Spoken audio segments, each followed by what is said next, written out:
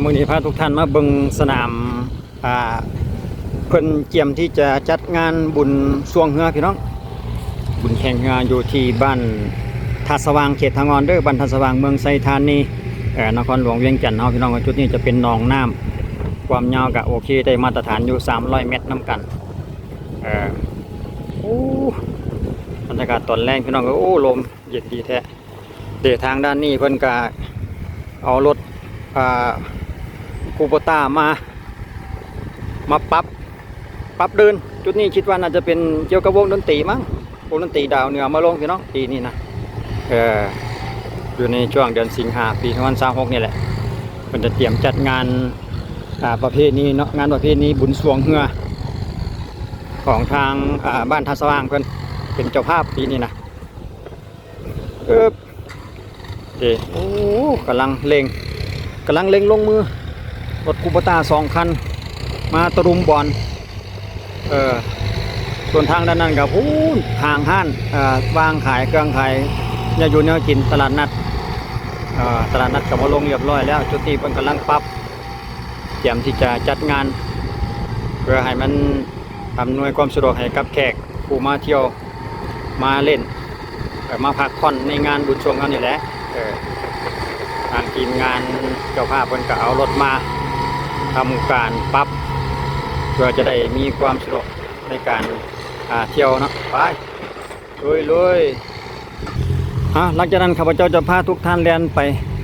ทางออกทางเข้าที่ว่าเขามาหางานบุญสวงเฮือจุดนี้นี่เนาะที่ว่าเป็นหนองดินจัดสรรอยู่เขตบรรทัดสว่างนี่นะอีกจุดหนึ่งตอนเวลาเดี๋ยวอีกจะน้อยจะเล่นออกไปพาทุกท่านเบิ่งเส้นทางที่เขามาเนี่ยในงานเพิ่นนี่เนาะแล้วก็ฮอดเมื่อถึงเวลาที่ว่าเพิ่นแข่งขันข้าพเจ้าจะเอาบรรยากาศภายในงานบุญสวงเงาให้ทุกท่านได้เบิ่งอีกทีหนึ่งในตอนเมื่อเวลาเพิ่นแข่งนะตอนนี้เพิ่นกำลังเตรียมการอยู่อีกประมาณ 2-3 มื้อตอนน่ะเพิ่นก็ทำการแข่งเอาบรรยากาศตอนที่ว่าเพิ่นเตรียมงานนี่มาให้ทุกท่านได้เบิ่งไปสักก่อนพี่น้องดูนะงานเพิ่นก็อยู่วันที่16เนาะวันที่16เดือนสิงหาปี2026นั่นเองเนาะสำหรับงานบุญสวงเฮืออยู่ที่บ้านท่าสว่างเชิบตะลุมบอลกันเลยคูโบต้า2 คันสนามของเพิ่นนี่ก็เหมาะสมซะเหลือเกินนะพี่น้องเพราะว่าทางด้านข้างเพิ่นจะปลูกกกเผาไปรอบๆเลยรอบๆทั้งรอบสนามไปเลยฮะนะจะเป็นกกเผาน้อยกำลังปลูกใหม่ก็เหมาะสมสำหรับที่ว่าท่านใดที่ว่ามาเบิ่งมาชมมาเชียร์มาเชียร์ทีมเฮือฮะนะก็มีบอลที่ว่านั่งอยู่ทาง2 ฝั่งได้อย่างเหมาะเจาะว่าชั้นต่อไปเบิ่งเฮือว่าเป็นหนองน้ำกับบ่ได้กว้างหลายฮะนะพอดีเบิ่งเฮือจะเลยว่าชั้นต่อไปงานนี่นะเป็นสนามที่ว่ายุติธรรมเนาะได้เปรียบเสียเปรียบกันเพราะเป็นหนองน้ำนิ่งเดี๋ยวจากนั้นข้าพเจ้าจะพาไปเบิ่งทางเข้ามารู้สึกว่าเขามาหางานเพื่อนอีกทีหนึ่งตัวนี้จะเป็นพื้นซีมังไปได้เป็นพื้นซีมังยางจกเยอะไปได้นะรถอยู่ใส่เลยรถมาได้ใส่รถบุญซัดนี่วะทั้ง2 คันเลยต้นเฮ็ดอันนาแดงตัวด้านเฮ็ดเป็นเดินนี่ยังมูบ่เดินดนตรีวะวงดนตรีเห็นบ่ลงฟ้านี่แหละฟ้านี่ก็ว่ากันทางว่าดินมันแห้งนี่เหมาะขนาดนี้แล้วโซนที่ว่าน่ะเพิ่นจอดรถได้อยู่ใส่แต่ถึงที่บอนจอดรถเดินตัวนี้ก็แม่นบ่แต่ว่าตัวนี้ก็ตัวนี้มันวงดนตรีคันแม่นวงดนตรีก็มันก็กว้างเติบอยู่นี่นะได้อยู่นี่เนาะเหมาะอยู่ตัวนี้นะวงดนตรีมาลงตัวนี้นะนี่มันเดินจอดรถโอ้รถบริษัทของผู้จัดการเจ้าของดินจัดสรรนี่เนาะมันบ่เพิ่นเอารถไถมาบริการโอ้คักแท้บ้านนี้โอเคไปต่อโอ้ยกฟ้าแหล่ๆมาเถอะละดินหันสิกว้างอยู่พี่น้องแต่ว่า กันบ่มีปัญหาเรื่องฝนก็โอเคสำหรับงานช่วงงานนี้เนาะสถานที่เป็นวางขายเครื่องขายของกลับมาแล้วเรียบร้อยตลาดนัดเปิดวางตลาดนัดวันต่อไปนี่อาหารการกินจุดนี้นี่ขี่รถเลาะๆบนกันพี่น้องเสียงเพลงของสไลเดอร์มีหดเวทีมวยได้พี่น้องเลยนี่เกี่ยวกับอาหารการกินกับแก้มต่างๆมีหลายสิ่งหลายอย่างน้ำกันอาหารตามสั่งประเภทตามก็มีคือกันสลับจุดนี้เป็นการเป็นงานกับนี่แต่แบบนี้แหละพี่น้องจะมีครบจบเสร็จเลยในสถานที่เดียวภายในงานเดี๋ยวไปส่องเบิ่งเวทีมวยก่อนแป๊บหนึ่ง มีหัวเวทีมวยได้เด่นนะแต่ว่าเวทีมวยนี่บ่แม่นเพิ่นสิตีเพิ่นสิซกกันเลยบ่ฮอนเพิ่นสิซกกันเลยใน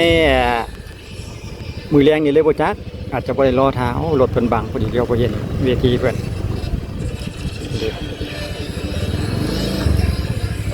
จะได้มวยนี่อันน่ะมือแรงเพิ่นซกเลยวะมือแรงเริ่มแต่มือแรงเล่นบ่ว้ายจะได้มาเบิ่งมวยและสนามมือแรงนี่เนาะ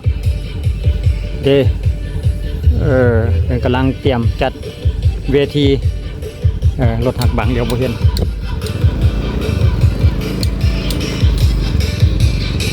ขันอยู่ในพื้นสิมังแบบซี่นี่โอเคฝนตกกับบ่ย่านพื้นจะเป็นแนวทางของดินจัดสรรเพิ่นนะพี่น้องตัวนี้เพิ่นทาเพิ่นเทคอนกรีตให้เรียบร้อยเลยสำหรับเดินดินจัดสรรเพิ่นผู้ใดมาอยู่มาจับมาจองเขตนี้ก็ถือว่ามีจบครบเสร็จทางทางน้ำไฟถือว่าสะดวกพอสันไปนี่สถานที่ต่างๆจุดนี้เพิ่นก็เอาเต็นท์งอมไว้ก่อนเนาะเพิ่นบ่ทันได้เอาเครื่องมาลงเถื่อหลังจากเพิ่นเอาเครื่องมาลงมันก็ยกเต็นท์ขึ้นเนี่ยกว้างพี่น้องรถลาท่านใดมาเล่นมาเที่ยวก็บางทีอาจจะจอดแคมทางนี้เลยมั้งยาวเหยียดไปพูดเลยเพราะว่ามันกว้างเด้ทางเพิ่นนี่ผมแม่นจะอยู่ประมาณ10 เมตรมาจากทางกว้างของทางนี่นะรถดำรถนั่นเป็นเครื่องจักรเครื่องนักต่างๆนี่ก็แม่นเป็นของทางเจ้าของดินจัดสรรเพิ่นเลยได้มีทั้งรถจำรถจกแล้วก็รถเกียร์ต่างๆนะจะมีครบจบเสร็จเลยกิจการของเพิ่นแล้วก็จุดนี้รู้สึกว่าตามที่เพิ่นเราสู่ฟังมันจะเป็นตลาดได้พี่น้องจุดนี้นะเฮ็ดแต่เสานี่นะเพิ่นกำลังเอาดินเข้ามาพื้นเพื่อเตรียมที่จะอัดแล้วก็จะมุงเตรียมที่จะมุงเฮ็ดเป็นเสาเหล็กตามที่บอกเราตามที่เขาถามคนอยู่ภายในเพิ่นนะเพิ่นบอกว่าจะเป็นตลาดสดตลาดอันนี้นะตลาดชุมชนน้อยๆอยู่ในท่านใดที่ว่ามาอยู่มาปลูกอยู่ในดินเนี่ยนะมาจับมาจองดินจัดสรรแห่งนี้นี่แหละนี่ก็จะเป็นทางออกไปเลี้ยวซ้ายก็ไปบ้านเวิ้นคำพี่น้องเลี้ยวขวาก็เข้าไปบ้านทัศวางเขตทางงอนเลี้ยวซ้ายกับพุ่นแลเวิ้นคำหนองโนหนองเข่งประมาณนั้นพุ่นแหละเลี้ยวซ้ายเนาะนี่ป้ายทางเขามันจะมีสัญลักษณ์ป้ายให้สังเกตป้ายเขาจะคอยเบิ่งในจุดที่ว่าเลี้ยวไปทางกำขวาซึ่งจะเป็นทางเข้ามาหางานเพิ่นเนาะอยู่ในพื้นที่ของบ้านบรรทัดสว่างพี่น้องอยู่ในพื้นที่ของบรรทัดสว่างเมืองไซธานีนครหลวงเวียงจันทน์บรรทัดสว่างเขตทางอ่อนเด้อบอกง่ายๆต้องมีเขตทางอ่อนเด้อเพราะว่าทัดสว่างนี่จะมีหลายทัดสว่างพี่น้องแต่ว่าเอาบรรทัดสว่างเขตทางอ่อนนี่ก็มีอยู่ที่เดียวคือทัดสว่างนี่แหละจะมีอยู่ที่เดียวคือต้องวงเล็บว่าเขตทางงอนแบบนี้นะหลายคนจะเข้าใจได้ง่ายกว่าตามเส้นทางนี้เลยเด้อถ้าว่าในท่านใดที่ว่ายังบ่ทันได้ฮู้ว่างานบุญทรงเงาเพิ่นจัดอยู่สถานที่ใดเนาะนี่เขาเจ้าก็ยังจะแล่นออกไป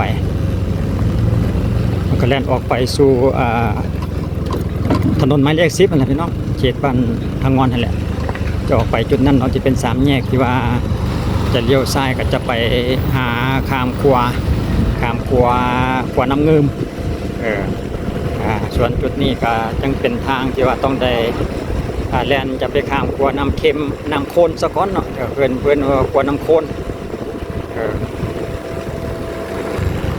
คือส่วนขัวนี่เพิ่นก็มีขายเครื่องในพี่น้องประเภทนี้เห็นป่ะประเภทหอยหรือว่าหน่อต่างๆนะแต่เพิ่นก็จะมีวางขายทุกมื้อเด้จุดนี้นะขัวน้ำโคลนเพิ่นขัวน้ำเพิ่นขัวที่ว่าข้ามไปหาโรงเรียนตำรวจเวิร์นคำว่าข้ามไปวันเวิร์นคำโอ้ระดับน้ำของเพิ่นขอส่องเบิ่งน้ำก่อนแป๊บนึงพี่น้องปีนี้น้ำหน่อยเลยน้ำบ่หลายเด้อยู่ในช่วงเดือนสิงหาน้ำกันยังมีเพียงซ้ำนี้เด้แต่ละปีนี้ขึ้นมาจนกับจะเครื่องขวาอีกก็ว่าได้เลยเด้สำหรับช่วงเดือนสิงหานะปีนี้น้ำหน่อยดีบางนึงน้ำขึ้นมาแต่ว่าปัจจุบันรู้สึกว่าจะเริ่มลงไป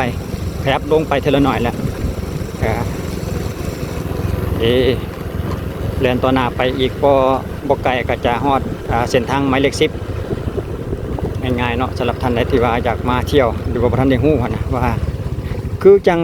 แต่ละปีเนาะทุกปีผ่านมาคือปีที่แล้วนี่เพิ่นก็ช่วงอยู่ที่สายน้ำเงิมเด้อยู่กองขวาเลยนะจุดเข้าเส้นชัยอยู่กองขวาปีนี้เพิ่นสวัสดิ์เปลี่ยนแผนมาว่ามันเพื่อเห็นหนองน้ำเพิ่นเพื่อเหมาะสมเพิ่นก็เลยเสนอว่ามาช่วงอยู่หนองเอาเพราะว่าสนามมันก็จะยุติธรรมผ่านมาเพิ่นไปช่วงอยู่น้ำเงิมเนี่ยเพิ่นก็มีบางคนก็ตำหนิว่าน้ำวังน้ำฟังไหลแห้งไหลคอยบ่ทอกันได้เปรียบเสียเปรียบกันประมาณนั้นนะเพิ่นต้องมีคำเว้าดอกวันนี้มาเจอสนามที่ว่าสนามเป็นหนองน้ำสนามน้ำนิ่งนี่แต่สนามยุติธรรมแท้บาดนี่4 สตาร์ชี้ขาดกันได้บ่ต้องจกตากันเลยว่าท่านต่อไปบ่ต้องมาเที่ยงกันว่าเป็นย้อนสนามอย่างชั้นอย่างซี่อีกนะเดี๋ยวฮอดมื้อนั้นข้าพเจ้าจะเอาบรรยากาศนั้นให้เบิ่งอีกทีนึงเด้อสำหรับท่านใดที่ว่ามีความสนใจเกี่ยวกับงานกีฬสวงเรือเป็นเรือ12ฝีพายพี่น้อง12สีพายเป็นเรือขนาดเหมาะพอดีกับหนองนะหนองบ่ใหญ่เรือกับบ่ใหญ่พอปานใดจะเอาบรรยากาศนั้นมาให้ทุกท่านได้เบิ่งอีกทีนึงทางกำกัวนี่ก็จะเป็นวัดเนาะวัดบ้านทัดสว่างนั่นเองตอนหน้านี่ก็จะเป็นทางแบ่งและเป็นทางแยกเป็น3 แยกจะเป็นเส้นทางหมายเลข10เนาะทางด้านหน้า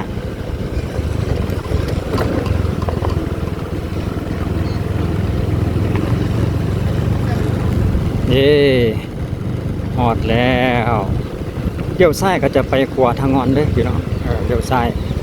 แล่นซื้อไปพูนก็ผู้และบ้านทางงอนเขาไปในเวียงว่าท่านต่อไป ไปบ้านทางงอนไปในเวียง